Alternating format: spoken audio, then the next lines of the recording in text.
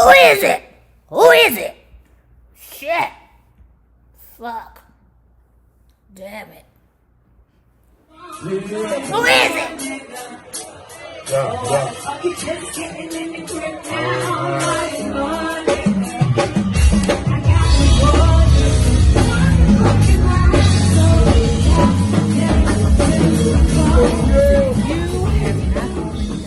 Please remember to like, share, and subscribe because it is so important to my success here on the YouTube. And if you do not have a retirement/investment plan in place through your employer, please check out the Acorn app below. Now, let's talk about Rick James' autobiography, Glow, Part 12. So, eventually he went back to Buffalo. Of course, you know, his mammy is in Buffalo. He can't do shit without his mammy. So anyway, he back in Buffalo and he getting his groove back, okay? You know, not Stella's groove back, but his groove back. You hear me? So while he was there, he wrote this song called Get Up and Dance. Now, he got himself some musician friends together and some associates to help him out in the studio. Next thing, RJ started his own record label, Moon Records. He had an office, it was a smash, and he had a distributor. Now, the thing about the distributor wasn't fucking with him. Okay, we can help you, but we need you to do a whole album, bruh. So then that's when one of his friends, you know, one of his musician friends was like, well, Rickety, what's the problem with us doing a whole album? Now, disco, child, you know that's my favorite. Actually, you know what? I'm sorry, because I was saying before that disco was my favorite genre of music, and I take that back. You know, besides go-go, it would be go-go, funk, and then disco. And I love all three of them equally. So disco was all the rage in 1970s. I still don't understand why did disco have to go? Why did the funk go? It's like y'all niggas don't know what's good. Funk and disco was the shiz. But anyway, disco is all the rage right now, okay? So he decided I'm going to make me a good old funky song called You and I.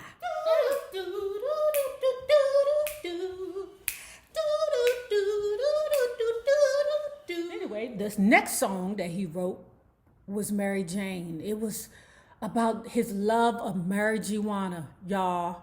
Who knew that he was talking about marijuana the whole time? Now, I was a child, so how am I supposed to know? I thought he was in love with a bitch named Mary Jane. Third song was called Hollywood, and it was written for his mother. I need to listen to that because I'd never heard it, but he called his song Simple and Small. Yeah. So what he did was he hired this rock engineer named Shelly Rockus. Now, it just so happened that he was working with Sherry Rockus in a studio that was housing, or that was next to a studio where Aerosmith was, Steven Tyler, Aerosmith. Oh, I love that white junkie man. And Bruce Springsteen. I don't know what his vices are, you know. He was born in America, but I digress. Steven Tyler would hear the song You and I through the walls, okay? And he loved it. Steven Tyler wanted to come over. Now, you know that's Steven Tyler. You know, he loved all women. You heard me. He got a mixed baby, too. Or he said the Mick Jagger from the Rolling Stone. But anyway, he got a baby that's mixed with something urban. You heard me? Of course, Steven Tyler in the hallway was Steven Tyler's like, yeah, that music is the bomb, okay? I like it. I could dance. He said Steven Tyler was doing his best dance grooves of James Brown. I bet you that shit was hilarious. Hey, brother, hey. You know what? I feel funky right now, brother Rickety. He pulls out a bag of boogity, sugary, and old knife.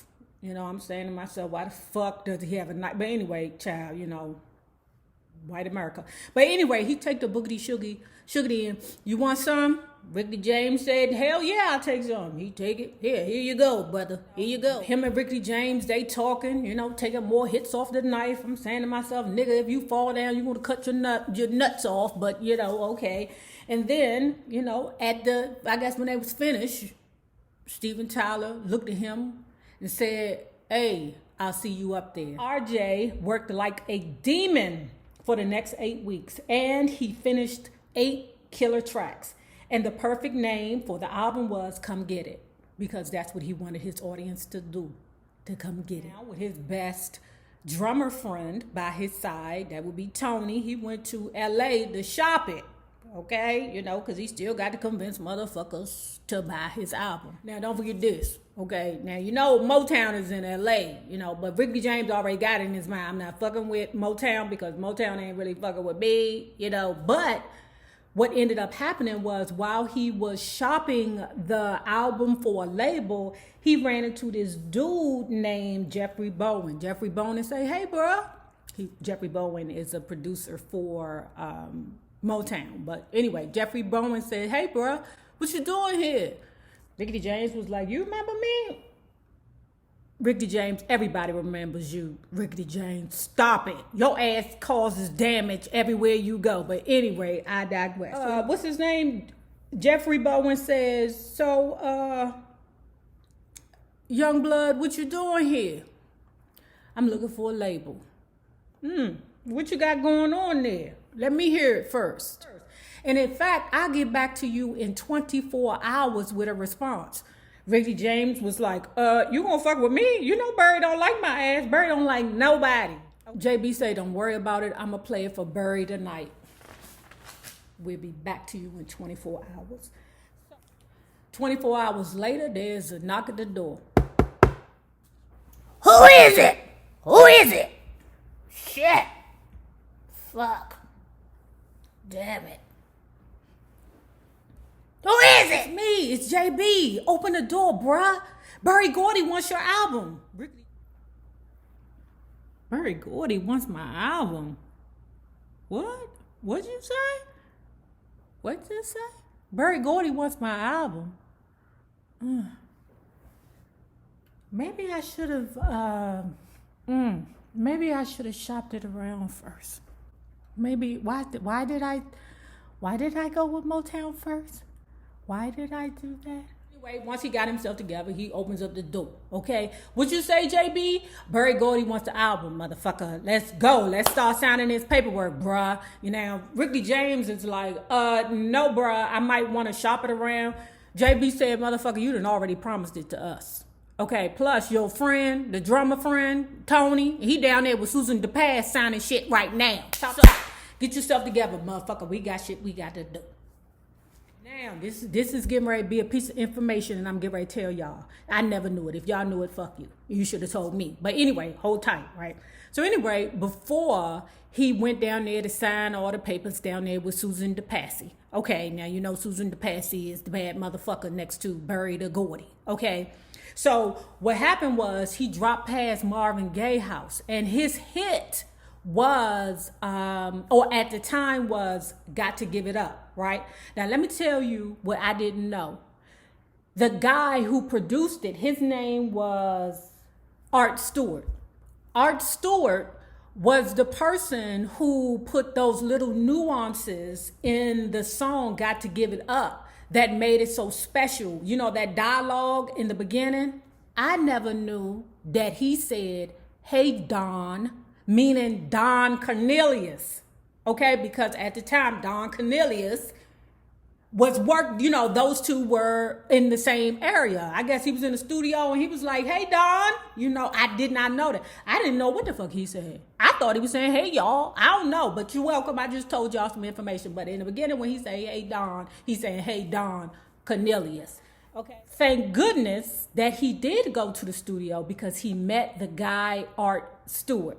Okay, he wanted that guy to put their rub on Rick James' music because Susan DePass was like, I like the music, the melody, it sounds really nice, but nigga, you need another producer to, work with this music. And as though he went to Marvin Gaye's studio and met the producer Art Steward who worked for Motown, he was like, oh yeah, I want that nigga right there. But hold tight. When he goes to Susan DePassy, he says to Susan DePassy, okay, I'm going to get another producer to work with it so he can do it, right? So he can put his spit on top of it, okay? I'm using the dude Art Steward. Susan DePassy said, you couldn't have made a better choice, but dig this. when they got into the studio and he played You and I, Art was like, oh, that's a rap. You don't need me, nigga.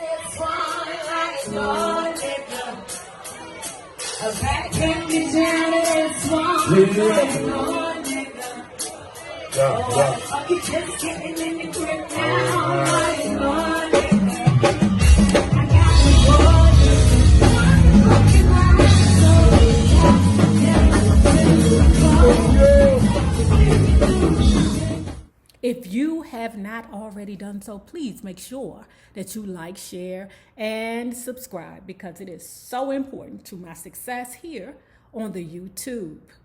And remember this, the same people that you meet on the way up will always be the same people that you meet on the way down, naysayers, my patron loves. Have a good one.